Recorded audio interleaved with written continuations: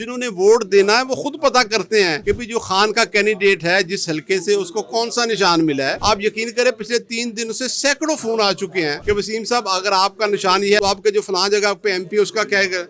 जिसको एक दफा बताया ना तो हमने उसको कहा कि आप सवाब का काम समझ के 10 लोगों को आपने और बताना है। उसको नाम शायद पता ना हो, उसको ये पता होगा कि खान के उस खिलाड़ी का निशान क्या है। अस्सलाम वालेकुम नाज़रीन, मैं आपका होस्ट राना नवीद और आप देख रहे हैं न्यूज़ 1 डिजिटल। नाज़रीन मौजूद हैं NM 121 में, जहां से वसीम कादिर साहब जो हैं वो MNA की सीट पे जो है वो इलेक्शन लड़ रहे हैं। और बताता चलूं कि PTI के ये बहुत मजबूत कैंडिडेट थे, लेकिन अब जबकि बल्ले का निशान इनसे छीन लिया गया है तो अभी आज़ाद हैसियत से इलेक्शन लड़ रहे हैं और इनका इंतखाबी निशान जो है वो है विकेट। और इनके मुकाबले में एक बहुत मजबूत कैंडिडेट PMLN का जो कि शेख रुहील असगर साहब है, इनसे गुफ्तगू करते हैं और जानते हैं कि अब ये क्या आगे क्या होने जा रहा है। सर अस्सलाम वालेकुम। वालेकुम अस्सलाम जी।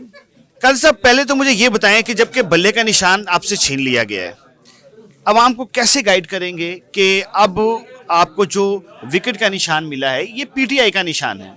बिस्मिल्लाहिर्रहमानिर्रहीम जी। अब तो वो मामला तो रह ही नहीं गए कि लोगों को पता ना चले। हमारे नौजवान हमारे लोग बड़े वेल अवेयर हैं चीज़ों पे।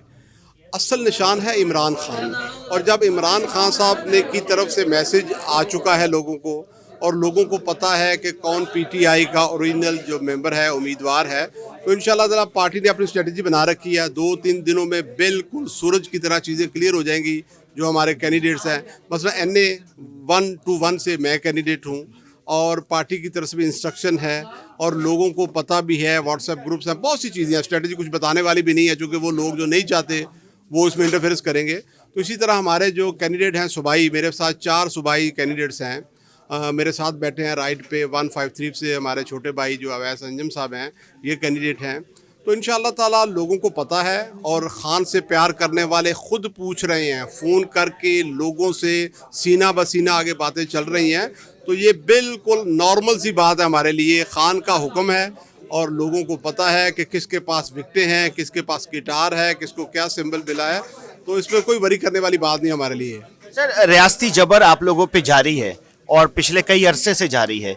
इस जबर के माहौल में आप समझते हैं कि आपको इलेक्शन लड़ने दिया जाएगा आसानी से? सर देखिए, हुकूमत जो है सारी दुनिया को पता है कि वो रोक रही है PTI को, लेकिन उनको भी नज़र आ रहा है। वो ये कहते थे कि कोई इनके पास कैंडिडेट नहीं होगा, कोई बंदा इनको मिलेगा नहीं, और तारीख़ ने वक़्त ने साबित किया कि PTI के इतने कैंडिडेट्स थे कि जितने दूसरी तमाम जमातों के नहीं थे। और इसी तरह हमारे वोट इमरान खान साहब को जो प्यार करता है इतने निकलेंगे 8 फरवरी को कि इनको समझ नहीं आएगी कि वोट कहाँ से आए। और इंशाअल्लाह ताला अल्लाह इस मुल्क की हिफाजत करे, अल्लाह इस मुल्क को आगे लेके चले, तो इंशाअल्लाह ताला लोगों की आवाज़ 8 फरवरी को सुनी जाएगी पूरी दुनिया में और ख़ान के हक़ में रिजल्ट आएगा। जी सर, बल्ला छीन लिया गया, इससे कितना फ़र्क पड़ सकता है वोटर्स के ऊपर? सर नो डाउट फ़र्क पड़ सकता था, लेकिन जितना मीडिया के हम शुक्रगुजार हैं, जो सुप्रीम कोर्ट में बात हुई, पूरा दिन TV पे मामला चले बल्ले के, पिछले 1 माह से इस मामले को उछाला जा रहा है, तो हमें तो बल्कि मजलूम समझा जा रहा है इस मसले पे। और जिन्होंने वोट देना है वो खुद पता करते हैं कि भाई जो खान का कैंडिडेट है जिस हल्के से उसको कौन सा निशान मिला है। मुझे आप यकीन करें पिछले 3 दिनों से सैकड़ों फ़ोन आ चुके हैं कि वसीम साहब अगर आपका निशान ही है तो आपके फ़लाने कैंडिडेट, मैं चूँकि जनरल सेक्रेटरी भी हूँ PTI लाहौर का, तो आपके जो फ़लाँ जगह पे MP उसका क्या है। जिसको एक दफ़ा बताया ना तो हमने उसको कहा कि आप सवाब का काम समझ के 10 लोगों को आपने और बताना है कि ये क्या हमारे निशान आता है। तो इस पर आप घबराए नहीं। जब अगले वीक में आप इस इलाके का सर्वे करेंगे ना तो किसी बच्चे 8 साल से भी पूछेंगे कि भाई जो आपका कैंडिडेट है उसका नाम क्या है। उसको नाम शायद पता ना हो, उसको ये पता होगा कि खान के उस खिलाड़ी का निशान क्या है। सर अगर कल को जीत जाते हैं तो क्या इमरान खान साहब से और लोगों की तरह से जैसे उन्होंने अपनी वफादारियां बदल ली, क्या कोई है चांसेस कि सीट एडजस्टमेंट हो जाए?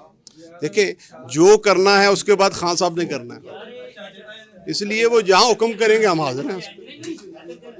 सर शेख रुहील असगर से आपकी 15 साल से ठनी हुई है, क्या कहना चाहेंगे उनके बारे में? शेख रुहील असगर साहब के मुतल्लिक मैंने क्या कहना है, वो तो इलाका कहता है।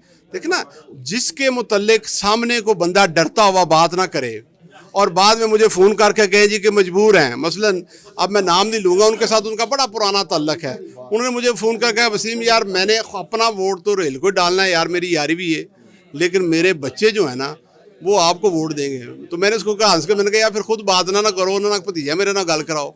ये हर घर की पोजीशन है और आप हैरान रह जाएंगे कि जब वोट निकलेगा खान साहब से प्यार करने वाले लोगों का। रुहील असगर साहब के बारे में ये गैस का कुछ मामला थी क्या आपको?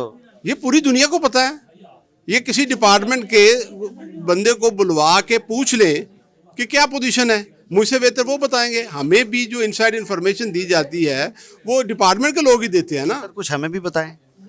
मसलन क्या बताएं आपको, आपको खुद पता है, आप मुस्कुरा रहे हैं साथ कि आपको नहीं पता। सर हम सुनना चाहते हैं अवाम क्या कहती है कि गैस का क्या मामला है रुहील साहब के साथ? अवाम तो यही कहती है ना जी कि गैस जो है पिछले 15 सालों में जो शुमाली लाहौर की गैस है वो फर्नेसों में इस्तेमाल की गई है। शेख रुहील असगर साहब ने की है, शेख रोहिल असगर की फर्मों में की गई है। यानी कि वो गैस चोर हैं। भाई अगर एक बंदा एक बिल नहीं पे कर रहा तो उसको आप क्या कहेंगे? सर कितना एक बिल अब तक नहीं पे किया? सर ये तो गैस डिपार्टमेंट का, देखिए ये कुछ चीज़ें मुश्किल नहीं है, ठीक है जी।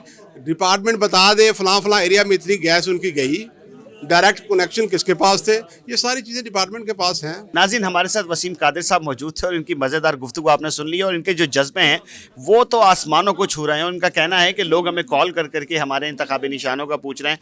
खैर मुल्क के लिए जो भी हो वो बेहतर हो। अपने मेज़बान राना नवीद को इजाज़त दीजिए। अल्लाह हाफ़िज़ नासिर।